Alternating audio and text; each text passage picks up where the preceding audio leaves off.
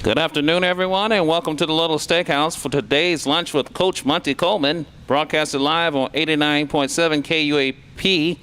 If you have any questions for Coach Coleman or the players, you can give us a call at 870-575-UAPB or 870-575-8272, or you can hit us up on Twitter at UAPB Lions Roar.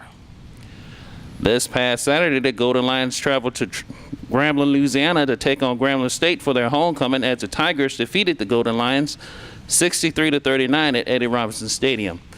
UAPB quarterback Benjamin Anderson was named SWAC Offensive Player of the Week for his performance as he finished the contest with 533 yards of total offense.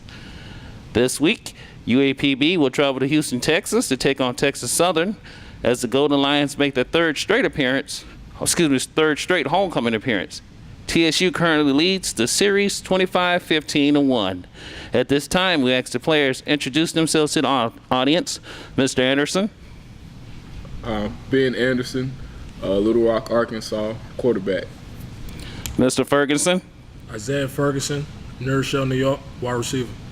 All right, at this time, we have opening comments from the players about last week's contest and talk about a little bit about playing Texas Southern this week. Mr. Ferguson.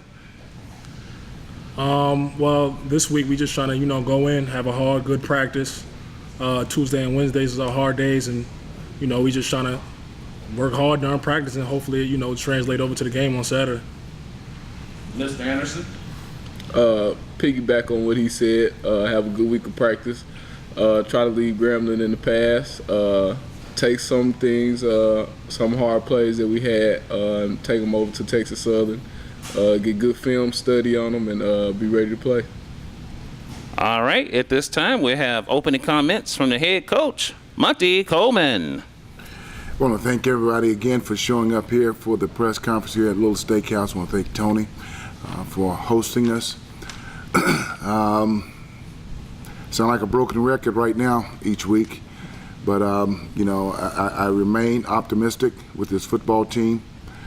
The thing that I know from a fact is that we're a very young football team.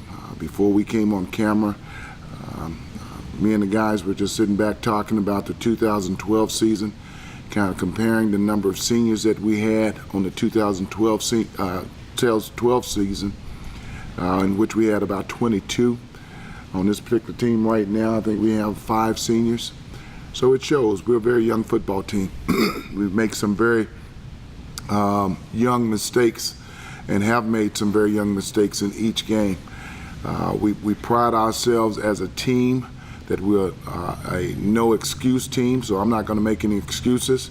The young men that's playing for us, being young on the field or in the classroom, they understand the importance of it. We put a lot of pressure on them, and we expect them to perform. Last week against Grambling, we felt going into that particular ball game that we were evenly matched with them, even though they were 4-0. We felt like that was a game that we could win. The offense came out the very first couple of series, and moved the ball very consistently on them. The defense did the same with a couple of 3-and-outs. And, we were off to a good start. We actually jumped out on them 3-0. And then it plagued us once again last week with the big plays.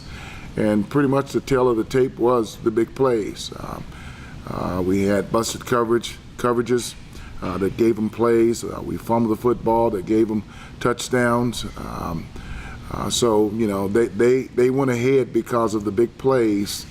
And overall, as far as touchdowns, big play touchdowns on their offense, I counted up 5.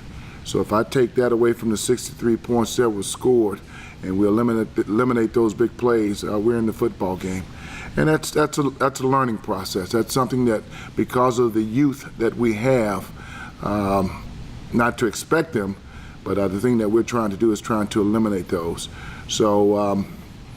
The guys are playing hard. I feel like we're confident this week against Texas Southern. It's going to be another homecoming. We're going to go down to Houston to another hostile crowd. And the thing that we've got to do is not worry about what Texas Southern do, but take care of the things that we're doing And if we can do that in these couple of days of practice that we'll have before traveling to Houston, I think we can come out of there with a victory. I'm very optimistic with this football team. We're doing some great things on the offensive side. We've got to pick it up on the defensive side and a little bit more on the special teams. And if we can do that, I really feel confident that we can walk out of Texas Southern with our victory. And that's our goal. All right, at this time, we open up for Q&A. We ask that you please raise your hand and be recognized. Yes, Mr. Morrell. Ben, I was just digging up some numbers yesterday, and Saturday I knew that you had broken the school record for passing yards in a game. But for your career, I mean, you have a chance to be top 4, top 5 among the all-time SWAC passing leaders. Can you put into context, what you've done passing-wise in the last 4 years? Well, to be honest, when I just think about how many yards, it takes me back to each season, starting from that first season. I just remember specific games and specific moments, and, it's a blessing, to be healthy, to be able to play every game. I think about the talent I've played with, playing with Teron Armstead, friendships I've made with people like Desmond Beverly and Justin Billings, just to name a few. But, it feels good because I had a good career, everything didn't go as planned, some of it was out of my control. But overall, it was a good career. The funny thing about Saturday's game is I think you owned the ball a lot more than Grambling State did, and so that allowed you to make some plays, although they weren't the big plays that Grambling had to shift momentum.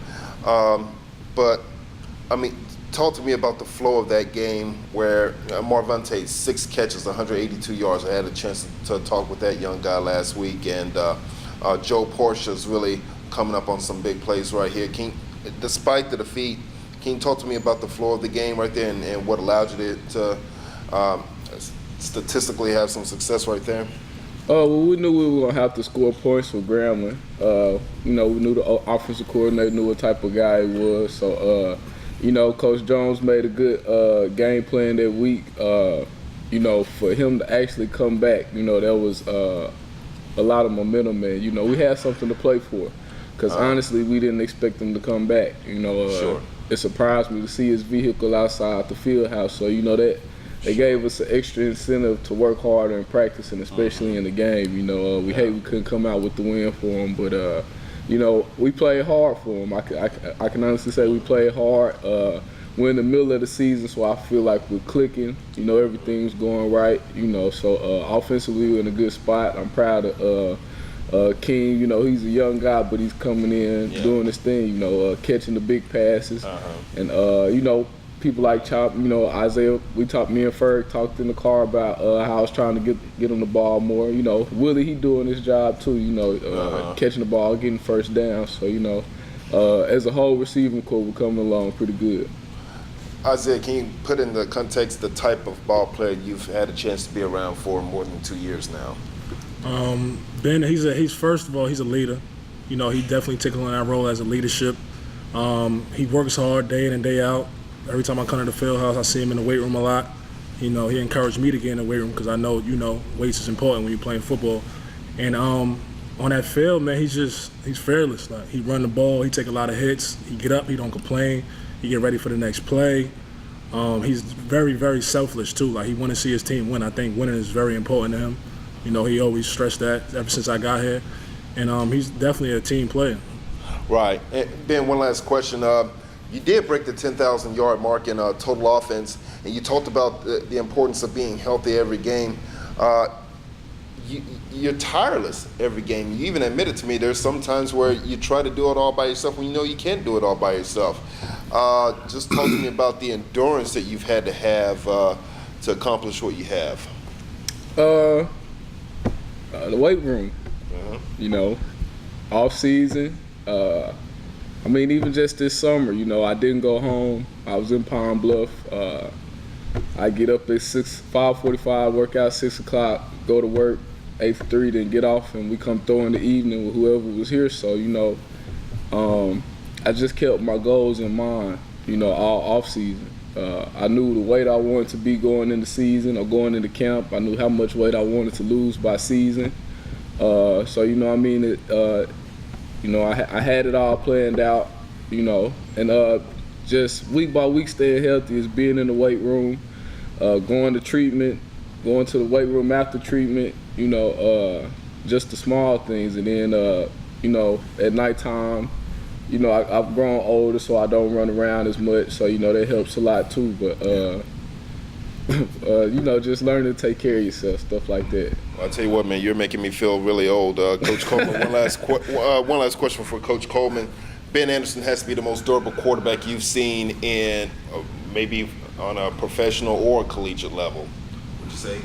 Ben is right now for us. He's playing as a professional. He's doing the things that we're asking him to do.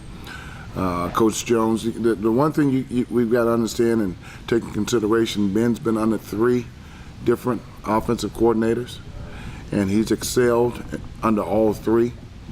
Coach Mack, Coach Dooley, and now under Coach Jones. And that shows the professionalism. It also shows the supporting cast that he has surround him, being the running backs, the offensive line, and definitely the receivers. Because any way you look at it, as talented as Ben is, without his supporting cast, one person can't win a football game. But we're very glad for all the accolades that Ben is receiving. Both of these young men, Ferg and Ben, have gotten looks from the NFL. We've had scouts in pretty much every week, and 2 of the names that they're looking at, or people that they're looking at, are these 2 young men that's to my left and to my right. So it's not that their efforts on the field is not going unnoticed. Now, another big part of that is their efforts off the field. Both of these guys we have no problems with in the classroom. They're taking care of their business in the classroom, so they're being a total professional, even on a collegiate level, which is important to us. But to watch Ben mature over the years, he started off a little shaky his freshman year, and then he hit his groove, and since then he hadn't looked back. So we're very proud of the things that Ben is doing for this football team and leading us. And under different circumstances, the performance that the offense is giving us, under different circumstances with the defense, we could very easily be undefeated also. All right, are there any more questions for Coach or the players? All right, once again, we'd like to thank you for coming out and having lunch with us. Just a reminder, your Lady Lions volleyball team will be back in action on Monday, October 27th, as they will host Southern University in a 7 p.m. start. All right, let's give Mr. Tony Dowell a round of applause for letting us come out to the Little Sick House today. All right, once again, thank you for coming out and have a wonderful Golden Lion Day. Coach and the players are available for one-on-ones.